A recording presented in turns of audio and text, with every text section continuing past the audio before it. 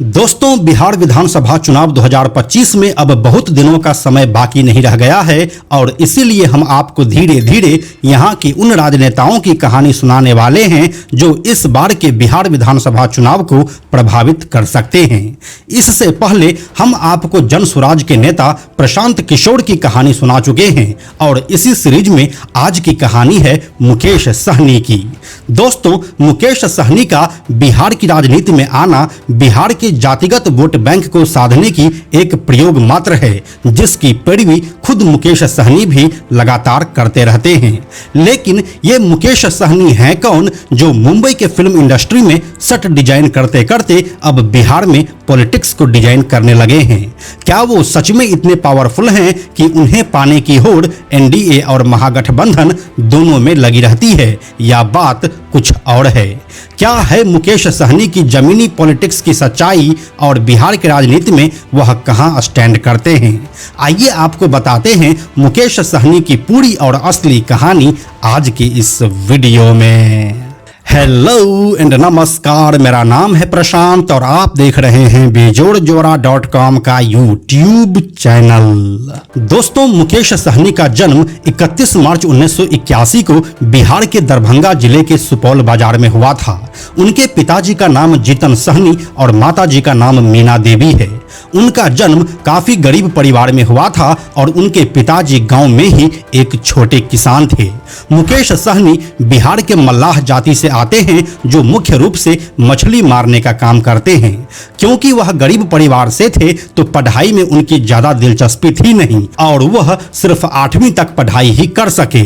इसके बाद वह 19 साल की उम्र में काम के सिलसिले में मुंबई चले गए और यहाँ पर वह सेल्समैन की जॉब करने लगे। इस दौरान कई लोगों के बीच उनका उठना बैठना हुआ और वह बाद में बॉलीवुड में कदम रखे।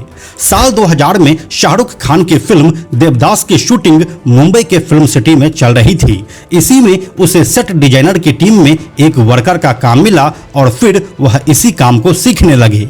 धीरे धीरे वह इसी काम में पूरी तरह से इन्वॉल्व हो गए और अब वह खुद ही टीवी शोज और फिल्मों के लिए सेट डिजाइन करने लगे। इसी बीच उनकी शादी कविता सहनी से हुई और वे पूरी तरह से मुंबई में शिफ्ट हो चुके थे। फिर साल 2013 में वह खुद की एक कंपनी बनाए, मुकेश सीने वर्ल्ड प्राइवेट लिमिटेड, और इसी कंपनी के अंडर उनकी टीम काम करने लगी। आगे चलकर वह सलमान खान की फिल्म बजरंगी भाईजान में भी सेट डिजाइन किए और इससे वह बॉलीवुड के सेट डिजाइनर में पूरी तरह से एस्टेब्लिश हो गए।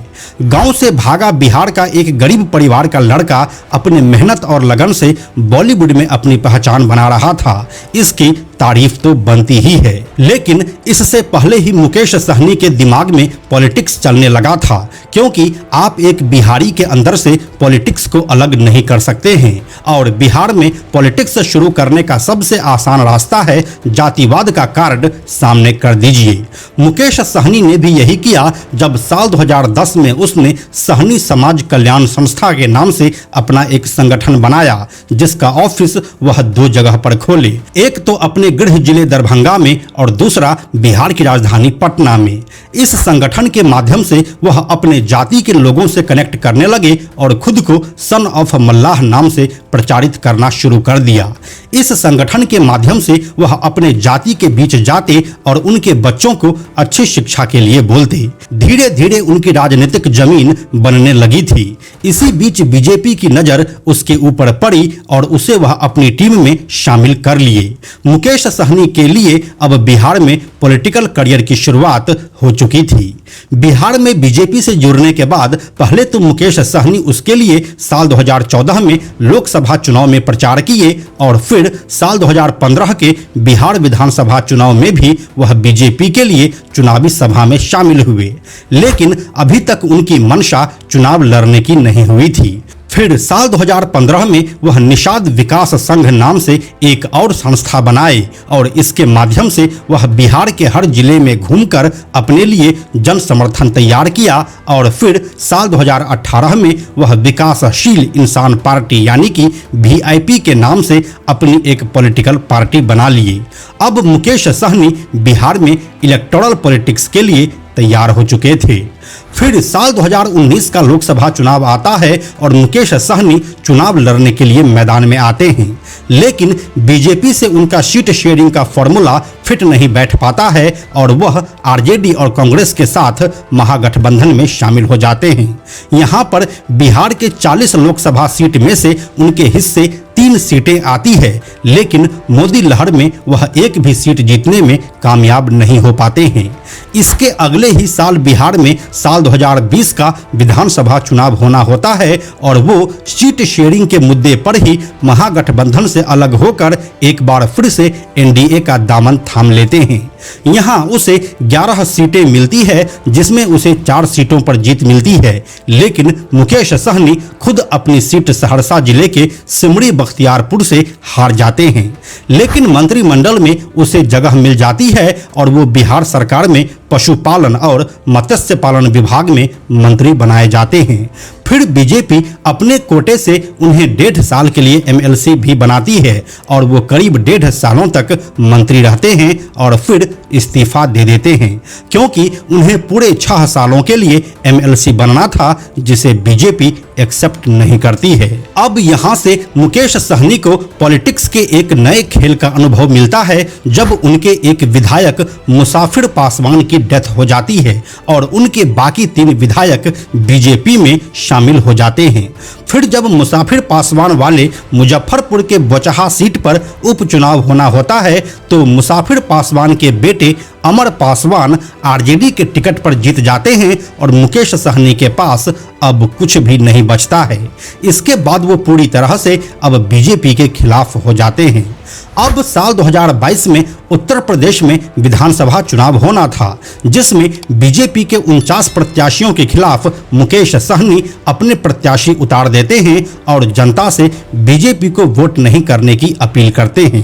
हालांकि इसका कोई ज्यादा इम्पैक्ट होता नहीं है और बीजेपी पूर्ण बहुमत से सत्ता में आती है, लेकिन उस यूपी चुनाव का इम्पैक्ट बिहार में साल 2024 के लोकसभा चुनाव में देखने को मिलने वाला था। साल 2024 के लोकसभा चुनाव में महागठबंधन उसे बिहार की 3 सीटें देते हैं, लेकिन वो उसे जीतने में कामयाब नहीं हो पाते हैं और ना ही अपना वोट शेयर बढ़ा पाते हैं। इसका मतलब पॉलिटिकल एक्सपर्ट यह निकालते हैं कि मुकेश सहनी की अपनी कोई राजनीतिक जमीन नहीं है और वो एनडीए गठबंधन के सहारे ही साल 2020 में 4 सीट हासिल किए थे। ऐसा इसलिए क्योंकि सहरसा के जिस सिमरी बख्तियारपुर से वह खुद लड़े थे, वहां पर उन्हें सिर्फ 5000 वोट ही मिले थे।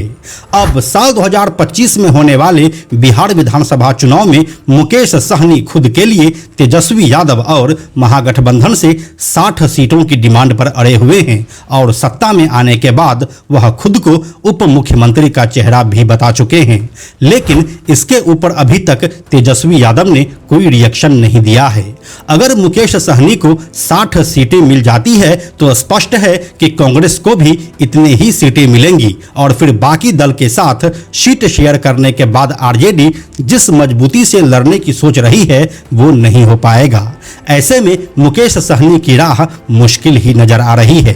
दोस्तों, बिहार में कास्ट पॉलिटिक्स का भले ही बोलबाला देखने को मिले, लेकिन सिर्फ कास्ट पॉलिटिक्स करके कोई भी नेता समाज का भलाई नहीं कर सका है। आप इतिहास उठाकर देख सकते हैं। कास्ट पॉलिटिक्स के नाम पर लालू राज के 15 साल कोई भी बिहारी वापस नहीं देखना चाहता है और यही वजह है कि बिहार में भी अब कास्ट का फैक्टर काफी हद तक कमजोर हुआ है। मुकेश सहनी भले ही अपने लिए कुछ भी डिमांड करे, लेकिन बिहार के जमीनी पॉलिटिक्स में वह फिट हो पाएंगे, फिलहाल के लिए ऐसा लगता तो नहीं है। तो दोस्तों, यही थी बिहार के विकासशील इंसान पार्टी के मुखिया मुकेश सहनी की पूरी कहानी और उनका राजनीतिक इतिहास, जो अभी तक दूसरे के बैसाखी के सहारे ही जिंदा है। बाकी आप इसके बारे में क्या सोचते हैं, हमें कमेंट में लिखकर जरूर बताइए। हम जल्दी मिलते हैं आपसे एक नए वीडियो के साथ। दोस्तों, YouTube हमारी वीडियोज की रीच को आगे नहीं बढ़ा रहा है, इसलिए हमें आर्थिक समस्या का सामना करना पड़ रहा है। अगर आपको बेजोड़ जोड़ा के वीडियोज से कुछ अच्छा जानने और सीखने को मिलता है तो कृपया हमें आर्थिक सहायता दें, जिससे कि यह जानकारी आपको आगे भी मिलता रहे। आप हमें 100, 200, 500 या फिर 1000 रुपये से भी अपना समर्थन दे सकते हैं, जिससे कि हम नए नए कहानियों पर लगातार काम करते रहें। आपके सहयोग के लिए धन्यवाद। साथ में हम आपको यह भी बताते चलें कि आप में से 97% ऐसे लोग हैं जो हमारे वीडियोस को देखते तो हैं लेकिन हमारे चैनल को सब्सक्राइब नहीं करते हैं। ऐसे लोगों से हमारी हाथ जोड़कर विनती है कि अगर आपको हमारे वीडियोस पसंद आ रहे हैं तो आप बेजोड़ जोड़ा के इस चैनल को सब्सक्राइब जरूर कर लीजिए। साथ ही बेजोड़ जोड़ा नाम से हमारा एक एक्स अकाउंट है, यानी कि ट्विटर अकाउंट है, आप उसे भी फॉलो जरूर कीजिए। यह वीडियो अगर आपको पसंद आया तो इसे लाइक और शेयर जरूर करें। आने वाले वीडियोस के लिए बेजोड़ जोड़ा को सब्सक्राइब करके बेल आइकन को टच करना ना भूलें। Thank you so much.